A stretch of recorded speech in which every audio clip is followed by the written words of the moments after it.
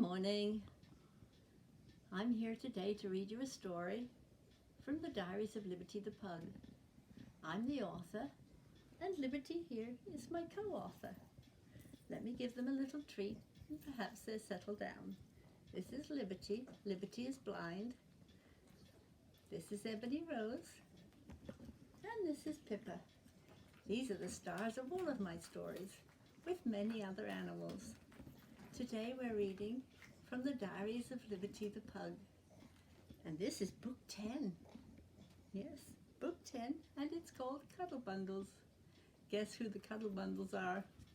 Yes, these three little girls that think they can have another little treat before Mummy starts. There we go. There we go. And there we go. This is Pippa's little giraffe. She goes nowhere without her best buddy.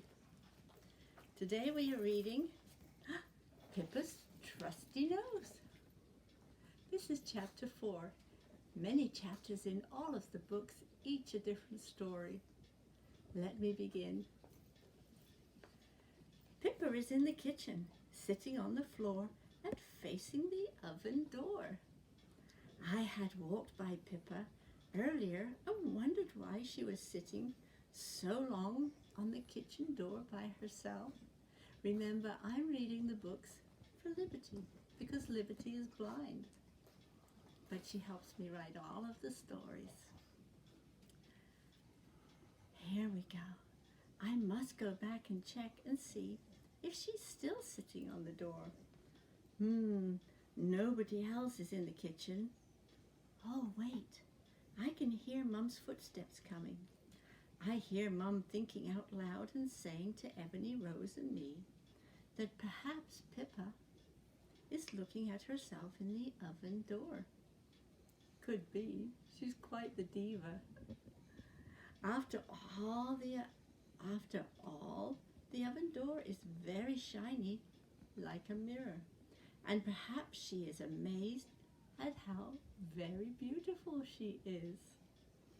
I hear Dad get up from the dining room table and come and look at Pippa, now laying on the kitchen floor, facing the oven.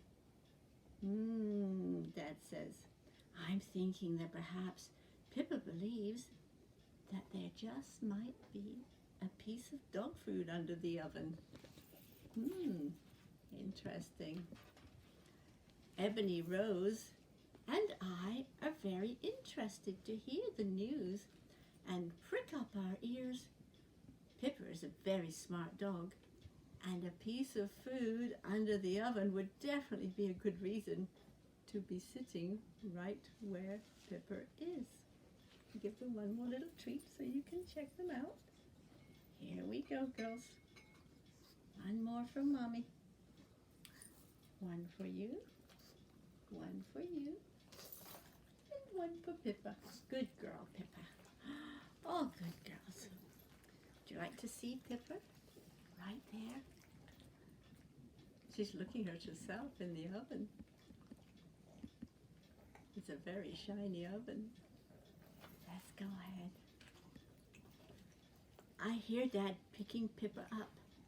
Ebony Rose is telling me Mom is now sitting on the kitchen floor, sticking a long fork under the oven to see if there is indeed a piece of dog food under the oven.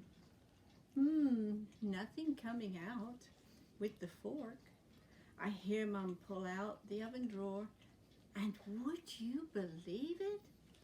I hear Mom laughing and saying, yes, one tiny piece of dog food under my oven. Pippa trusts her nose for sure.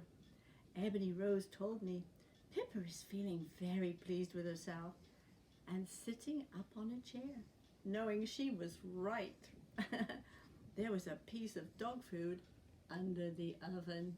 You can always believe Pippa. She knows her nose. Mum gave us all a fresh little treat and told us we were all good girls. Pippa was very pleased with herself. Good girl, Pippa.